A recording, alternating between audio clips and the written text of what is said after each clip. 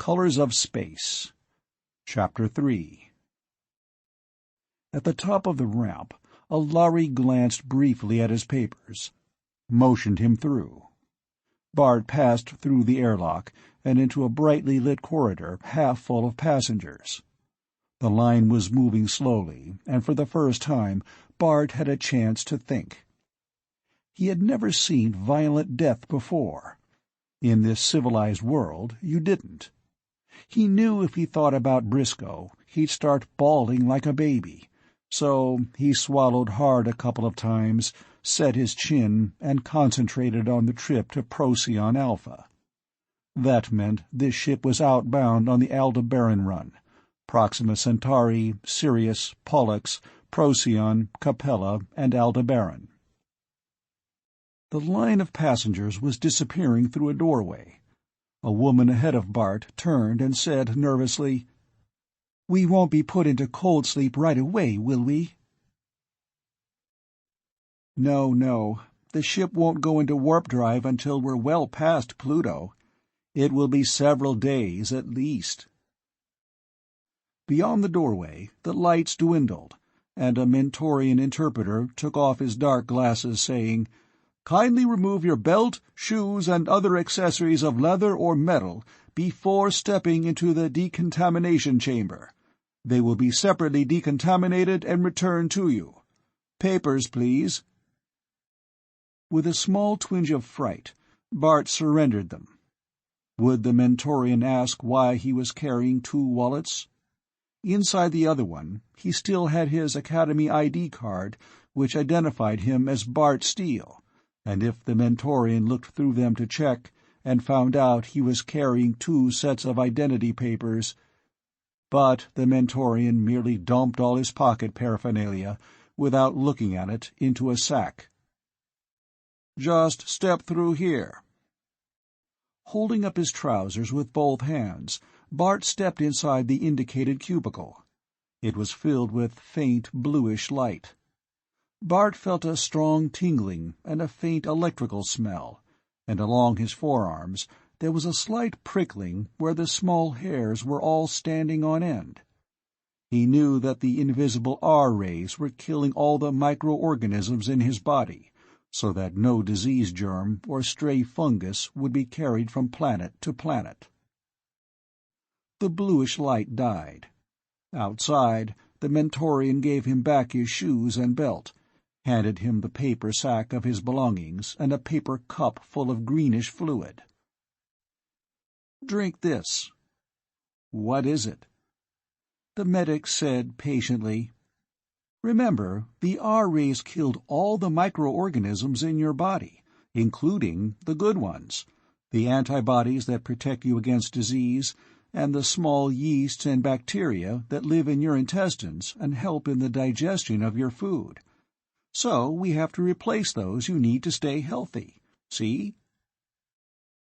The green stuff tasted a little brackish, but Bart got it down all right. He didn't much like the idea of drinking a solution of germs, but he knew that was silly. There was a big difference between disease germs and helpful bacteria. Another Mentorian official, this one a young woman, gave him a key with a numbered tag, and a small booklet with "Welcome Aboard" printed on the cover. The tag was numbered 246B, which made Bart raise his eyebrows. B-class was normally too expensive for Bart's father's modest purse. It wasn't quite the luxury class A, reserved for planetary governors and ambassadors, but it was plenty luxurious. Briscoe had certainly sent him traveling in style. B-deck was a long corridor with oval doors. Bart found one numbered 246, and not surprisingly, the key opened it. It was a pleasant little cabin, measuring at least 6 feet by 8, and he would evidently have it to himself. There was a comfortably big bunk, a light that could be turned on and off, instead of the permanent glow walls of the cheaper class, a private shower and toilet, and a placard on the walls informing him that passengers in B-class had the freedom of the observation dome and the recreation lounge. There was even a row of buttons dispensing synthetic foods, in case a passenger preferred privacy or didn't want to wait for meals in the dining hall. A buzzer sounded, and a Mentorian voice announced, "5 minutes to room check. Passengers will please remove all metal in their clothing and deposit in the lead drawers. Passengers will please recline in their bunks and fasten the retaining straps before the steward arrives. Repeat, passengers will please—" Bart took off his belt, stuck it and his cufflinks in the drawer, and lay down. Then, in a sudden panic, he got up again. His papers as Bart Steele were still in the sack. He got them out, and with a feeling as if he were crossing a bridge and burning it after him, tore up every scrap of paper that identified him as Bart Steele of Vega 4, graduate of the Space Academy of Earth. Now, for better or worse, he was— who was he? He hadn't even looked at the new papers Briscoe had given him. He glanced through them quickly. They were made out to David Warren Briscoe of Aldebaran 4.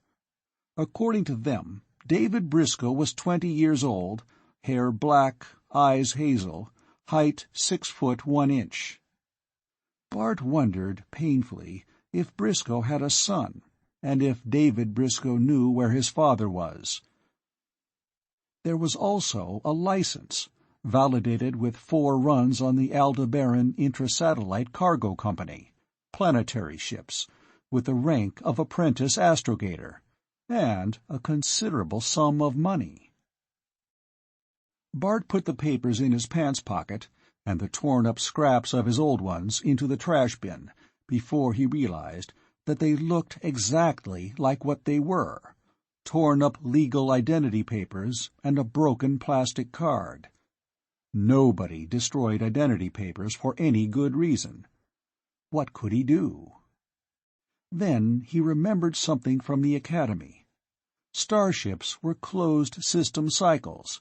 No waste was discarded, but everything was collected in big chemical tanks, broken down to separate elements, purified, and built up again into new materials. He threw the paper into the toilet, worked the plastic card back and forth, until he had wrenched it into inch-wide bits, and threw it after them. The cabin door opened, and a Mentorian said irritably, "Please lie down and fasten your straps. I haven't all day." Hastily, Bart flushed the toilet and went to the bunk.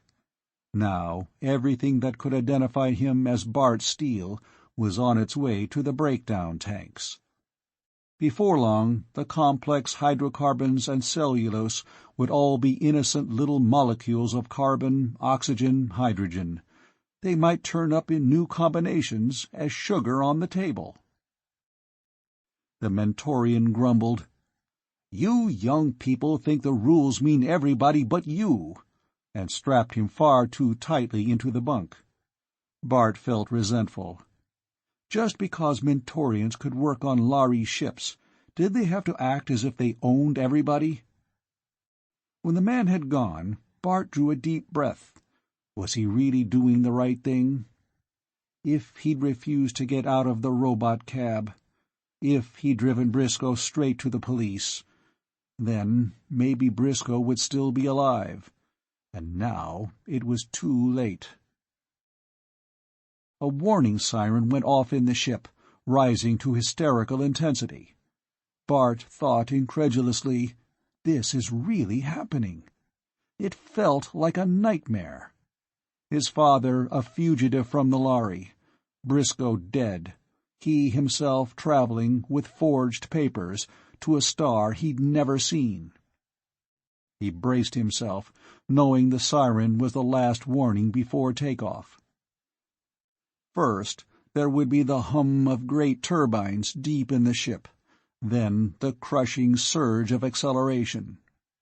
He had made a dozen trips inside the solar system, but no matter how often he did it, There was the strange excitement, the little pinpoint of fear, like an exotic taste that was almost pleasant. The door opened, and Bart grabbed a fistful of bed-ticking as two Lhari came into the room. One of them said in their strange, shrill speech, "This boy is the right age." Bart froze. "You are seeing spies in every corner, Ransell," said the other, then in universal, "Could we trouble you for your papers, sir?" Bart, strapped down and helpless, moved his head toward the drawer, hoping his face did not betray his fear. He watched the two Lhari riffle through his papers with their odd, pointed claws. "What is your planet?" Bart bit his lip hard. He had almost said Vega 4. "Aldebaran 4," the Lhari said in his own language. "We should have Margil in here. He actually saw them." The other replied, "But I saw the machine that disintegrated. I still say there was enough protoplasm residue for 2 bodies." Bart fought to keep his face perfectly straight. "Did anyone come into your cabin?" the Lhari said in universal. "Only the steward. Why? Is something wrong?" "There is some thought that a stowaway might be on board. Of course, we could not allow that. Anyone not properly protected would die in the first shift into warp drive." "Just the steward," Bart said again. "A Mentorian." The Lhari said, eyeing him keenly, "You are ill, or discommoded?" Bart grasped at random for an excuse. That stuff the medic made me drink made me feel sort of sick." "You may send for a medical officer after the acceleration," said the Lhari expressionlessly. "The summoning bell is at your left." They turned and went out, and Bart gulped. Lhari, in person, checking the passenger decks. Normally, you never saw one on board, just Mentorians. The Lhari treated humans as if they were too dumb to bother about. Well, at least for once, someone was acting as if humans were worthy antagonists. We'll show them someday. But he felt very alone and scared. A low hum rose somewhere in the ship, and Bart grabbed ticking as he felt the slow surge. Then a violent sense of pressure popped his eardrums, weight crowded down on him like an elephant sitting on his chest, and there was a horrible squashed sensation dragging his limbs out of shape. It grew and grew. Bart lay still and sweated, trying to ease his uncomfortable position, unable to move so much as a finger. The Lhari ships hit 12 gravities in the first surge of acceleration. Bart felt as if he were spreading out, under the weight, into a puddle of flesh. Melted flesh, like Briscoe's. Bart writhed and bit his lip till he could taste blood, wishing he were young enough to bawl out loud. Abruptly it eased, and the blood started to flow again in his numbed limbs. Bart loosened his straps, took a few deep breaths, wiped his face, wringing wet, whether with sweat or tears he wasn't sure, and sat up in his bunk. The loudspeaker announced, "Acceleration 1 is completed.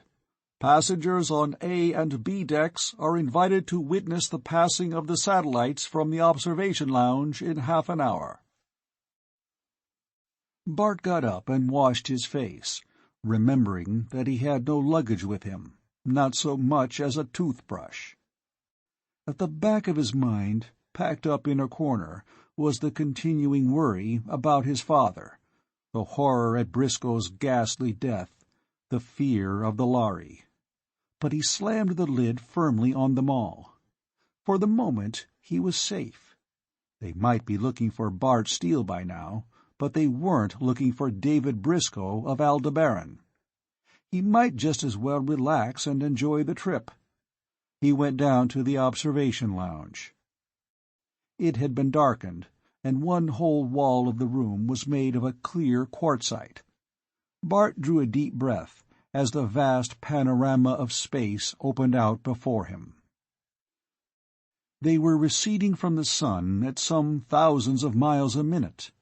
Swirling past the ship, gleaming in the reflected sunlight like iron filings moving to the motion of a magnet, were the waves upon waves of cosmic dust, tiny free electrons, ions, particles of gas. Free of the heavier atmosphere, themselves invisible, they formed in their billions into bright clouds around the ship, pale, swirling veils of mist. And through their dim shine the brilliant flares of the fixed stars burned clear and steady, so far away that even the hurling motion of the ship could not change their positions. One by one he picked out the constellations. Aldebaran swung on the pendant chain of Taurus like a giant ruby. Orion strode across the sky, a swirling nebula at his belt. Vega burned, cobalt blue, in the heart of the Lyre. Colors. Colors. Inside the atmosphere of Earth's night, the stars had been pale white sparks against black. Here, against the misty pale swirls of cosmic dust, they burned with color heaped on color. The bloody, burning crimson of Antares, the metallic gold of Capella, the sullen pulsing of Betelgeuse. They burned, each with its own inward flame and light, like handfuls of burning jewels flung by some giant hand upon the swirling darkness. It was a sight Bart felt he could watch forever and still be hungry to see, the never-changing, ever-changing colors of space. Behind him, in the darkness, after a long time, someone said softly, "Imagine being a Lhari and not being able to see anything out there but bright or brighter light." A bell rang melodiously in the ship, and the passengers in the lounge began to stir and move toward the door, to stretch limbs cramped like Bart's by tranced watching, to talk quickly of ordinary things.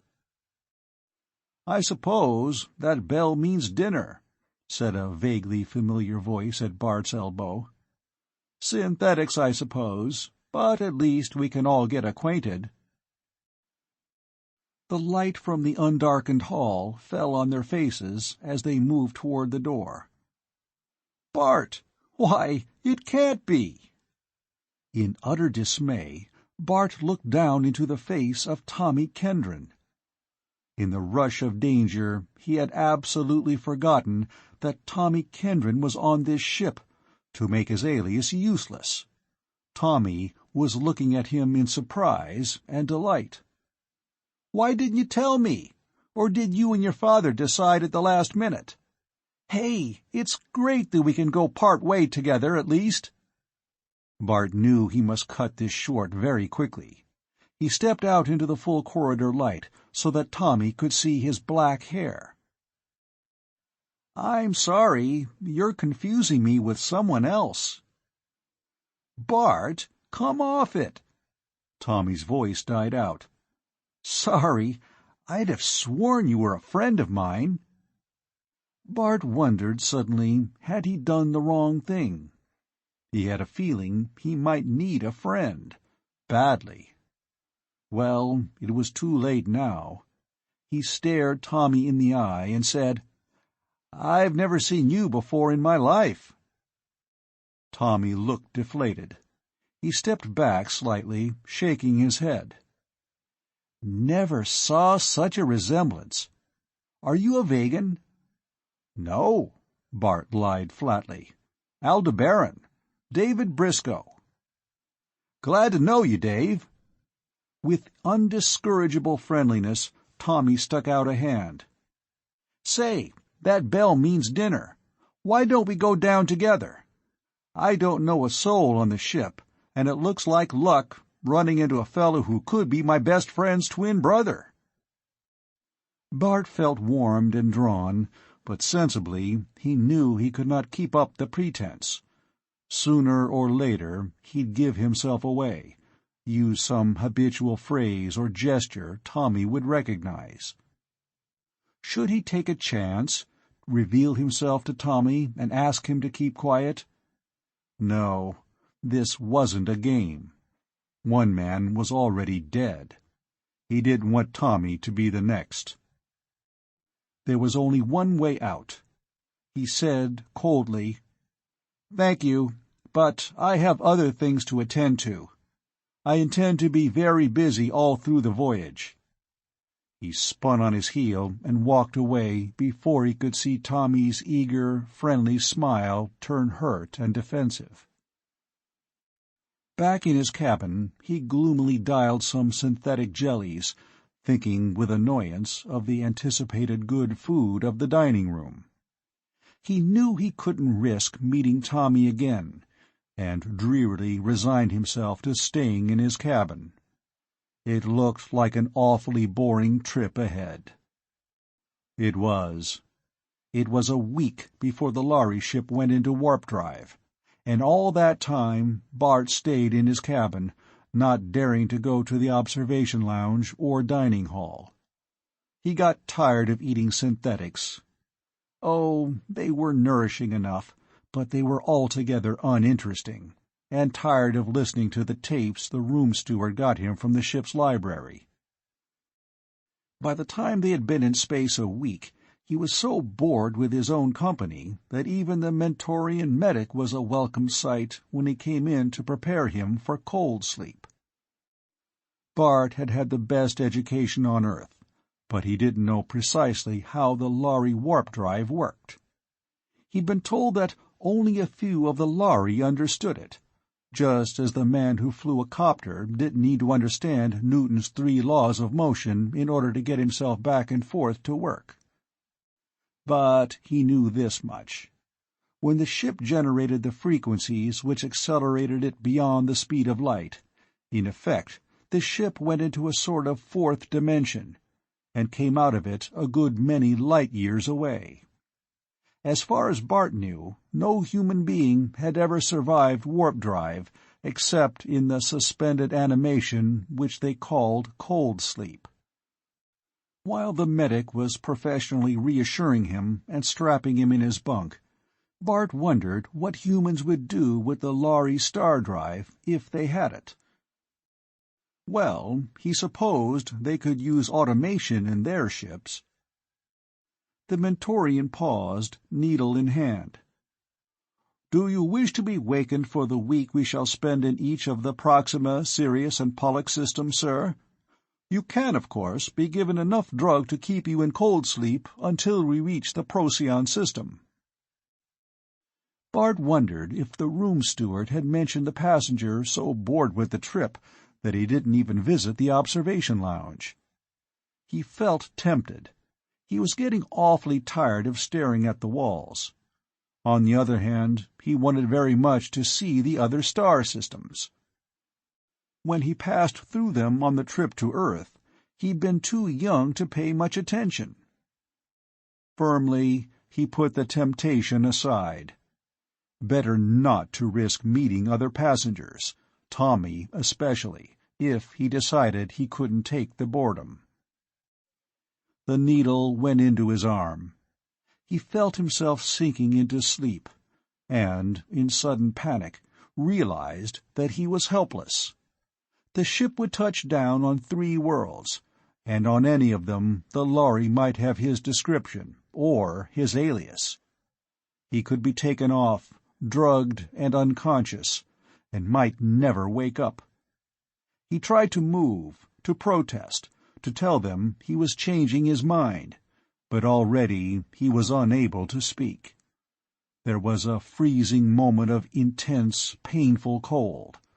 Then he was floating in what felt like waves of cosmic dust, swirling, many-colored before his eyes. And then there was nothing, no color, nothing at all, except the nowhere night of sleep. End of Chapter 3.